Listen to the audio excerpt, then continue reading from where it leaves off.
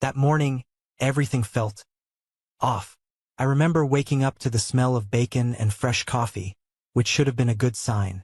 Normally, Chloe barely touched breakfast. Most days, she just grabbed a granola bar on her way out the door or skipped it altogether, blaming work or her appetite or just the weather. But this morning, there was music playing softly from her Bluetooth speaker in the kitchen. Some indie playlist she'd used to listen to in college, and the whole house smelled like a diner at 9 a.m. on a Sunday. Not in a bad way, in a suspicious way. She was already up and dressed. Not in sweats, not in one of my oversized hoodies like she used to, but in a low-cut, form-fitting blouse I hadn't seen in months, if not longer. Her jeans were too clean, too crisp, like they'd just been ironed or bought yesterday. She was fully made up, eyeliner, lipstick, even perfume. Not the usual floral one she picked up from Target, either. This was the date night perfume. The heavy one. The one she wore maybe twice a year. I used to love it on her. I hadn't smelled it in over a year. I stood there in the hallway for a minute, not moving, just watching her move around the kitchen. She was plating eggs, cutting avocado slices with precision, like she was preparing a meal for company, like a guest was coming over. Her shoulders were too relaxed, her smile too deliberate. She didn't notice me right away. When she finally did, she gave me this casual, breezy good morning.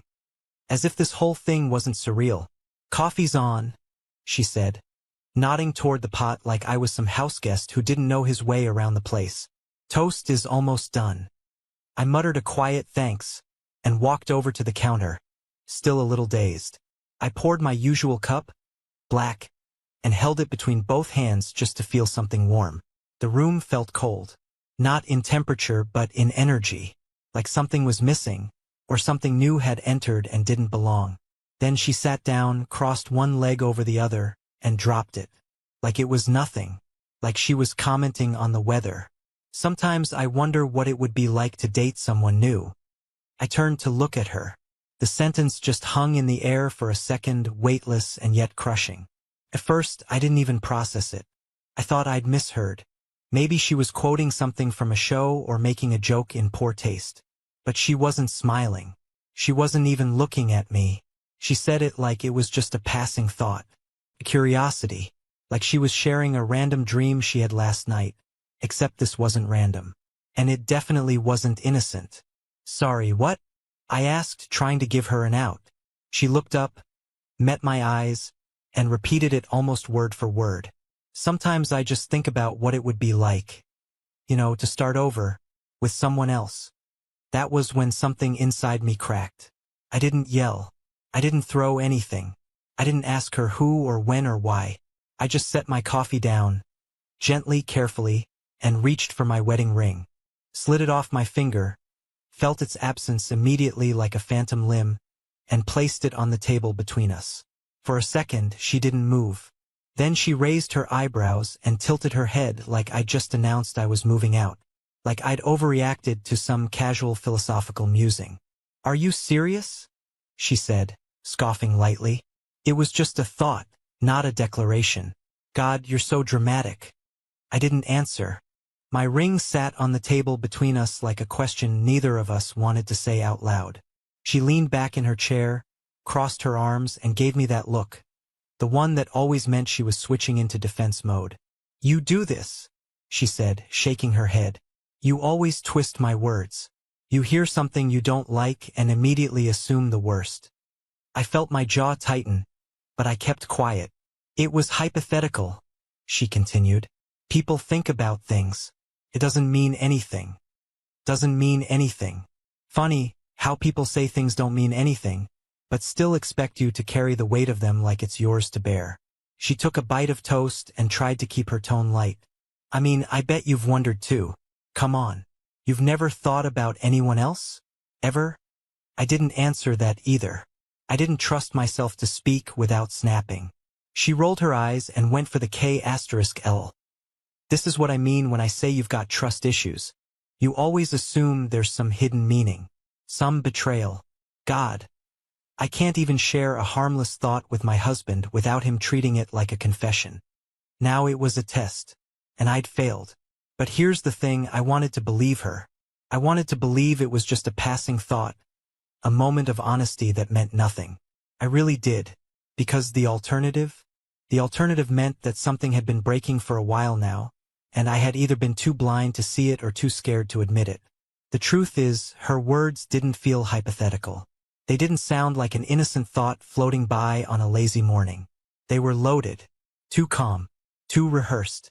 And it wasn't just the words. It was everything leading up to them. The outfit, the perfume, the effort.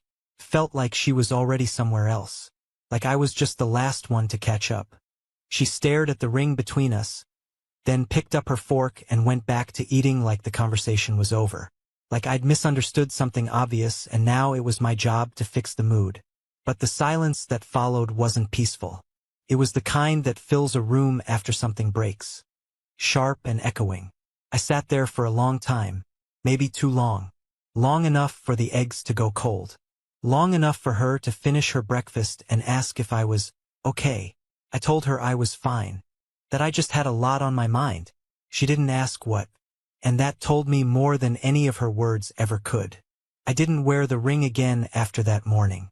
It sat in the kitchen for a while, exactly where I'd placed it. A small, almost meaningless object on the surface, but loaded with everything unsaid. Chloe never picked it up, never asked about it. She just left it there, like it was a dirty fork someone else should wash. After a couple days, I slid it into the back of my sock drawer. Out of sight, not quite out of mind. The first few nights afterward, I tried to pretend things were fine. I told myself people say stupid things sometimes. That maybe Chloe was going through a phase. That I was just being paranoid. Like she said, I convinced myself it was just a bump. A weird, awkward moment in an otherwise stable marriage. But deep down, I knew better. Started like an itch I couldn't reach. I'd catch myself watching her more than usual. Not in a loving way, but in a way that felt investigative. Noticing the details I'd ignored before. The subtle shifts in routine. The way her phone never left her side anymore. Even when she went to the bathroom. How she'd started putting on lip balm before Zoom calls. Or how she now used her laptop in the bedroom with the door half shut, instead of the kitchen table like she used to. At first, it all felt innocent. Maybe even explainable. People change, right? Habits evolve. But it didn't stop. She started spending more time in the guest room.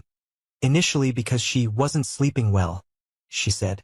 Claimed my snoring had gotten worse. That she just needed some uninterrupted rest. I didn't argue. I offered to get a sleep study, but she brushed it off. It's just temporary, she said. I need some personal space. Those two words, personal space, became her new favorite phrase. She used them like a shield whenever I reached out. If I asked her how her day was, she said she needed room to breathe. If I tried to hold her hand during a walk, she'd gently pull away and say she wasn't feeling very touchy lately. When I asked if she wanted to talk, she said she was tired. Always tired. The wedge between us grew wider every week, and I started filling the silence with my own imagination. Which is always the most dangerous thing you can do in a relationship, especially one on the edge. I didn't want to snoop. I've always hated that idea, the breach of trust, the invasion of privacy.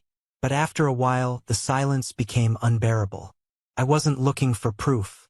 I was looking for relief. Just something, anything, to prove I was wrong. That my mind was spiraling for no reason. That's how I ended up noticing the password. One evening, while she was showering, I walked past her laptop on the bed and saw the lock screen.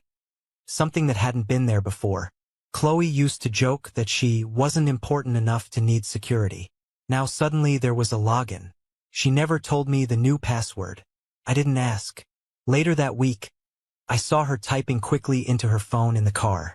We had just pulled into the driveway after grabbing groceries, and she stayed in the passenger seat for another few minutes, texting someone with a half smile on her face. A smile I hadn't seen in a long time. She didn't even notice I was watching her reflection in the window. When she finally looked up, she startled slightly and said, "Just helping a friend with something." I nodded, didn't say a word, walked inside and let the silence do the talking. But that night, that was the one that really stuck with me. I woke up around 3 a.m. and reached across the bed without thinking. Of course, she wasn't there. Just the empty mattress and an even emptier feeling in my chest. I was about to roll over and go back to sleep when I saw the faintest glow coming from under the bathroom door.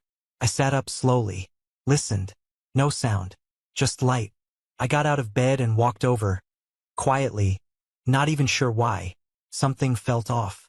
When I reached the door, I paused. Waited. Then I heard the soft tap-tap of her fingers on the screen. She was texting. 3 a.m. in the dark. Sitting on the edge of the tub, I guessed, the way she used to when she needed to vent after a stressful day. Except now she didn't talk to me. Now she texted someone else. I knocked gently. She opened the door half an inch and blinked, like I'd caught her sneaking out. "Oh, sorry," she said quickly, squinting against the hallway light. "My friend Lena was going through something. I didn't want to wake you by calling." Her voice was even rehearsed. I nodded. "You okay?" "Yeah, just tired." She brushed past me. Her phone screen went dark as she pulled it tight against her chest. The next morning, I made a decision. I wasn't going to ask. I wasn't going to confront. I was just going to watch. Pay attention. Let the truth rise to the surface on its own, the way it always does. But I was still lying to myself. Part of me already knew. The part one kept trying to shut down. The voice that whispered late at night that love doesn't just disappear. That emotional distance doesn't grow out of nowhere. That the perfume, the outfit, the hypothetical question. None of it had been random. I stopped making jokes. I stopped initiating conversations. I gave her the space she said she wanted. But the space didn't fix anything. It just made the silence feel permanent. And even when we were in the same room, it felt like she was somewhere else. At one point, I tried to count how many times she had laughed, really laughed, at something I said over the past month. Couldn't remember a single one. But I could remember hearing her in the driveway one afternoon, talking on the phone with someone. Her voice low and playful in a way I hadn't heard in months. She thought I wasn't home. I was in the garage, and through the cracked window, I heard her giggle, full, real laughter, and say, "You always know how to make me smile." She never laughed like that with me anymore. That was the moment I stopped trying to deny it. I wasn't in a marriage anymore.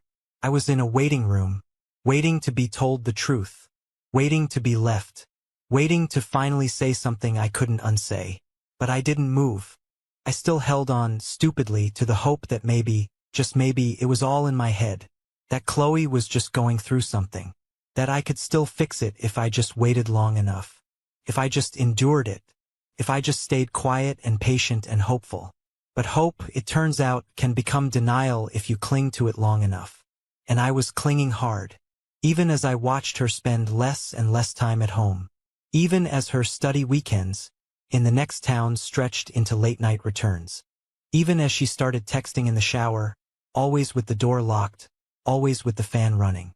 I told myself not to jump to conclusions. I told myself love required trust. But trust doesn't mean blindness. And love doesn't mean you should keep watering something that's already dead. Still, I did. Because at the time, I didn't want the truth. I just wanted the lie to last a little longer. The business trip was supposed to last 3 days. That was the plan Chloe knew. That was the story she told her friends, her coworkers, and apparently whoever else needed to hear it. I wasn't supposed to be home until Thursday night. That detail mattered more than I realized at the time. The meeting wrapped early, faster than expected. No delays, no last-minute networking dinner, no reason to stay. I packed up my laptop, shook a few hands, and booked the earliest train back without even thinking twice. I remember feeling oddly light, almost optimistic. Like maybe the distance would reset something. Like maybe coming home early would be a good surprise. I even imagined her face lighting up when she saw me. I didn't text. I wanted it to be spontaneous. When I pulled into our driveway, the house lights were on. That alone wasn't strange. What was strange was the bedroom light. Chloe had told me she was going out with friends that night. A girls' night. Dinner, drinks, nothing late. She'd mentioned it casually when I left, like an afterthought. I stood there for a second, engine still running, staring at the glowing window upstairs. Something in my chest tightened. Not panic. Not yet. Just awareness. I unlocked the door quietly. Too quietly. The house smelled different. Not bad. Just unfamiliar. A mix of her perfume and something sharper. Cologne. I told myself it could be my imagination, that I was projecting weeks of paranoia onto a normal moment. Music was playing upstairs. Not loud. Something slow and rhythmic. The kind of playlist people put on when they don't expect interruptions. That was when I saw the shoes. Men's shoes. Not mine.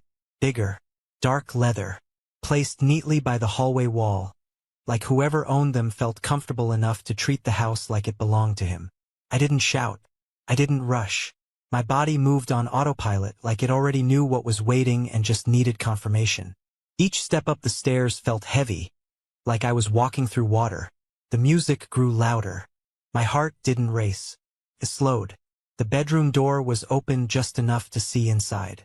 He was sitting on my side of the bed. That detail still hits me hardest. Not the fact that there was another man. Not even that he was in our bedroom. It was that he chose my side. Casual. Relaxed. Like he belonged there. He looked up when he heard me. Mid-30s, maybe. Fit. Comfortable. Wearing a tank top and jeans like he'd been there a while. Like this wasn't his first time. Chloe stood near the dresser in a bathrobe, hair damp, skin flushed. She'd just showered. That realization landed quietly but brutally. She hadn't rushed. She hadn't panicked. She hadn't expected me. For a split second, none of us moved. Felt staged. Like a frozen frame from a scene everyone knew the ending to. She didn't scream. Didn't cry. Didn't even try to explain. Her shoulders dropped, and she sat down on the edge of the bed, covering her face with her hands. That was it. No excuses. No lies. No gaslighting. No, it's not what it looks like. And somehow that silence said everything. I looked at him once more. He didn't speak. Didn't apologize. Didn't look ashamed. Just watched me, tense, waiting for my reaction. I turned around and walked out. I didn't hear them follow me. I didn't want to. I left the house the same way I entered it. Quietly, deliberately. Like I was closing a door on a life that had already ended before I arrived. I sat in my car for a long time before driving away. Long enough for the music upstairs to stop. Long enough to realize that nothing she could say would matter anymore. There was no confusion left. No doubt. No need to revisit the past 6 months and analyze every detail. I had my answer. Clear. Undeniable. Final. And for the first time in weeks, the silence felt honest. I didn't sleep that night. I didn't even try. After leaving the house, I drove aimlessly for hours. No destination, no music, just the sound of my tires on the road and the occasional buzz of my phone, which I ignored. I didn't want apologies. I didn't want explanations. I didn't even want revenge. I just wanted it all to stop. The sky was starting to lighten when I finally pulled into a gas station on the edge of the city. I bought a coffee I didn't drink and stood outside the car, letting the early morning air hit my face. It was cold, and I didn't have a jacket. I didn't care. I needed to feel something that wasn't betrayal or disbelief. Something simple, real. By the time I got back into the car, I had made a decision. I wasn't going home. Not then. Maybe not ever. Not to that house. Not to her. I didn't want to look at the walls we painted together, the couch we bought, the mattress we argued over at IKEA like it mattered. All those shared decisions that now felt poisoned. I drove to the first apartment complex I found that had a sign out front. Studios available now. The place was nothing special. A box with a window and a mini kitchen. Beige carpet. Thin walls. A view of the parking lot. But it was empty. Untouched. No memories clinging to the furniture. No echoes of laughter that had since turned to silence. Just a blank slate. I filled out the paperwork that morning. Didn't tell anyone. Not Chloe. Not my family. Not even my closest friend. I just moved. Took 30 minutes to pack. One suitcase, a few dress shirts, some jeans, socks. I grabbed my laptop, a toothbrush, and a photo album I didn't even mean to take. One that had gotten wedged under a pile of notebooks in the closet. When I opened it later, I saw photos of Chloe and me from our honeymoon, grinning in grainy sunlight, and I had to close it fast before something inside me split open. I left everything else behind. Furniture, dishes, the wedding china we never used. Even the watch she gave me for our anniversary. I didn't want to carry any of it with me. Let her keep it, sell it, burn it. It wasn't mine anymore. That first week in the studio was a kind of emotional purgatory. I worked late hours just to stay busy, volunteered for extra meetings, took on deadlines I normally would have postponed. Anything to avoid sitting in that empty room with my thoughts. Even in silence, they screamed. Some nights, I walked around the neighborhood just to K*LL time. I found a 24-hour diner 2 blocks away and started going there after midnight. Ordered the same thing every time, coffee and toast, because it was cheap and easy, and because the waitress didn't ask questions. She just refilled my cup and called me Han. I didn't even know her name, but her kindness felt like more than I deserved. Chloe texted me 4 days after I left. "Can you at least talk?" That was it. No greeting, no apology, just that one line. Like nothing had happened. I stared at the message for a long time, then put the phone face down on the kitchen counter and left it there all night. I didn't respond, because what was there to say?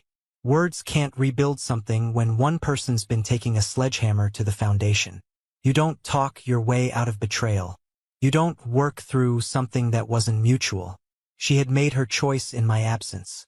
I was simply making mine in hers. Still, the silence was its own kind of punishment. Not hearing from her again made it worse in some ways, better in others. I didn't know if she was hurting, or if she was relieved. I didn't know if the man was still around, or if it had all blown up. I didn't want to know. Curiosity felt like a form of self-harm. A few days later, I ran into a mutual friend at the grocery store, Nick, someone we double-dated with once or twice. He didn't ask why I was shopping alone. Didn't bring up Chloe, which I appreciated. He just gave me a quiet nod, like he knew, like word had already spread. I stood there holding a basket of frozen dinners and almond milk, and felt more exposed than I had when I actually caught her in bed with another man. That's the thing about cheating. People think the pain is in the act itself, but it's not. It's in the aftershocks, the questions, the guessing, the rewrites of every memory you used to hold sacred.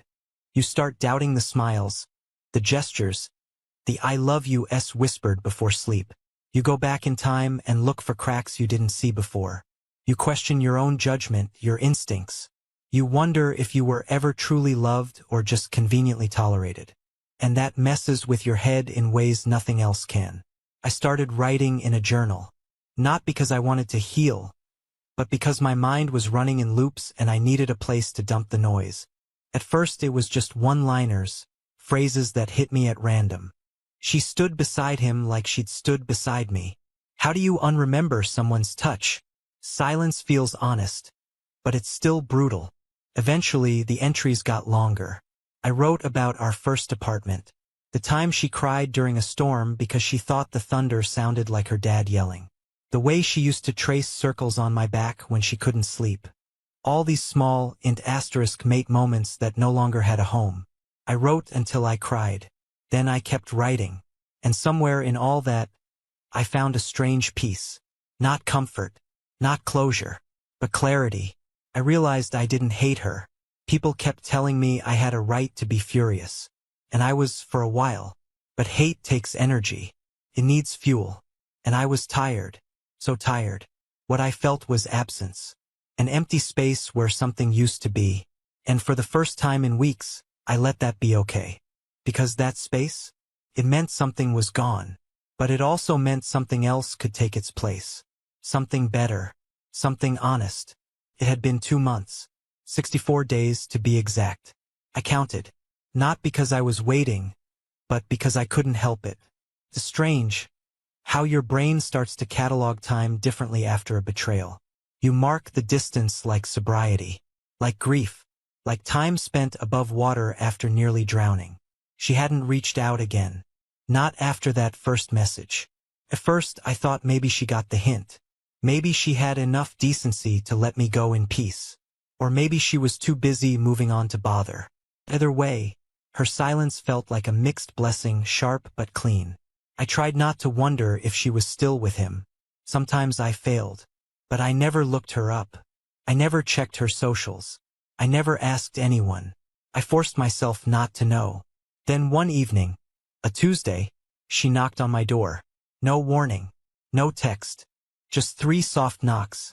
Like she was trying not to wake a baby or scare a bird off a branch. At first, I thought it was a neighbor. The delivery guy. Anyone else. But when I opened the door, there she was. Chloe. Same eyes, different posture. She looked smaller. Not physically, emotionally. Like she was folding in on herself. She was holding a cardboard box, the kind you find in garage corners or under sinks. Her arms wrapped around it like it was the last piece of home she had. "Hey," she said. I didn't say anything.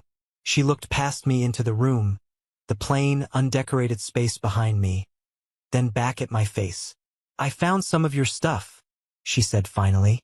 "Books. From the garage. Thought you might want them." She said it like that, as if this was some friendly errand. Kind gesture. Like we were still something. I stepped aside, not inviting her in but not blocking the door either. She entered like she didn't know if she should. Walked carefully, like she was afraid to touch anything. She set the box down on my table, dusted her hands together, and stood there awkwardly. I still hadn't said a word.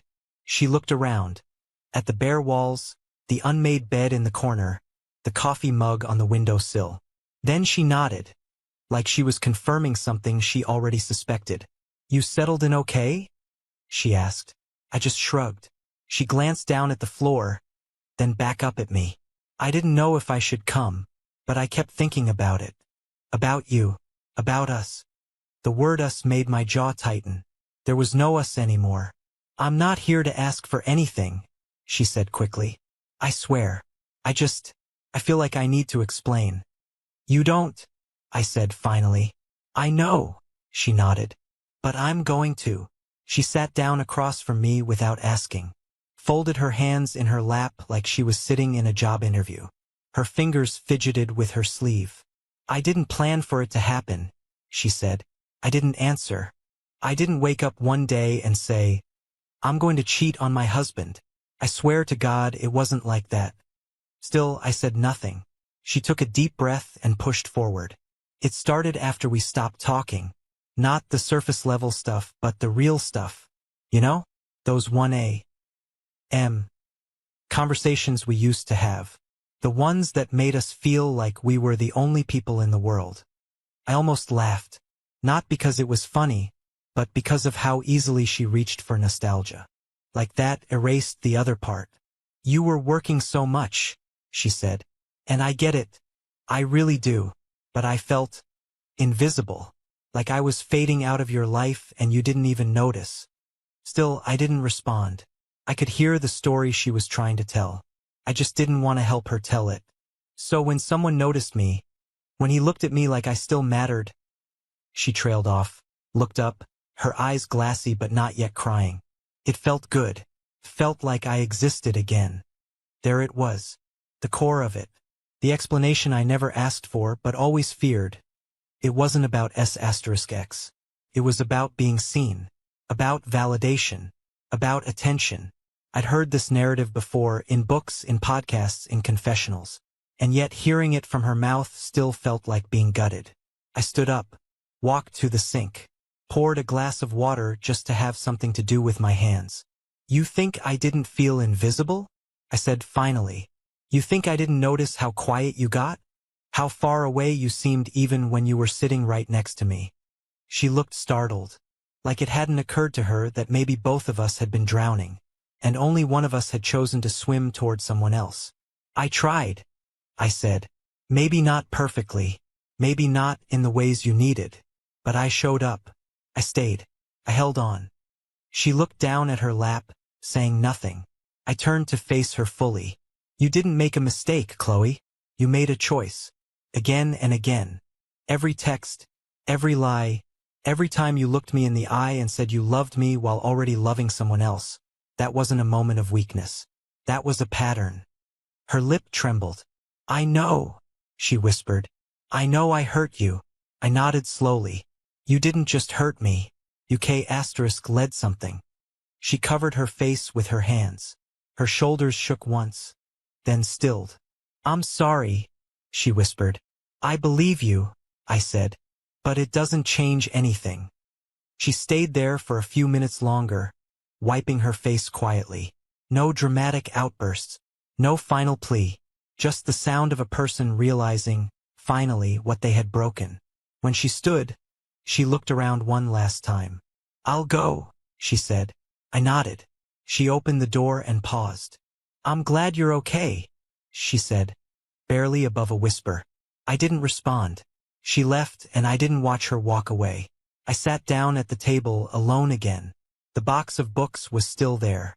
I reached inside and pulled one out, The Stranger by Camus. Funny choice. A story about numbness. About going through the motions after a loss.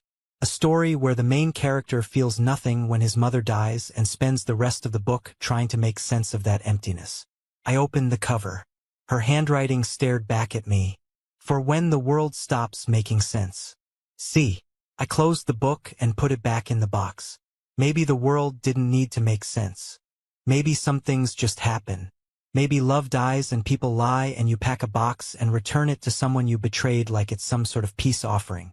But maybe, just maybe, you don't have to carry it forever. I started writing a letter one night. Not to Chloe, but to myself. A way to sort the mess in my head. Lay it all out like bones on a table. I wrote about how I waited, how I tried, how I held on longer than I should have. I didn't sugarcoat her betrayal, but I didn't make myself the hero either. I just told the truth. I wrote that I didn't hate her, because hate takes energy, and I didn't have any left. All that remained was quiet, and strangely, peace. Because when you know you did everything you could, there's a calm in walking away. I never mailed it. I never meant to, but writing it down helped me let go. And sometimes that's all you really need. Not closure from someone else, but clarity within yourself. Over a year passed. Chloe became a distant echo, a name I didn't flinch at anymore. Then one day I got a letter from a woman I didn't know. She said she'd just ended things with the man Chloe cheated with. Turns out he'd done it to her too, and others before. Same patterns, same lies. She thought I should know. I read it twice, then folded it away. It should have made me angry, but all I felt was tired amusement. The betrayal had been boringly predictable. And strangely, that made it easier. Because it wasn't about me. It never was. And I was already living a new life. One without her, without the ring, without the weight.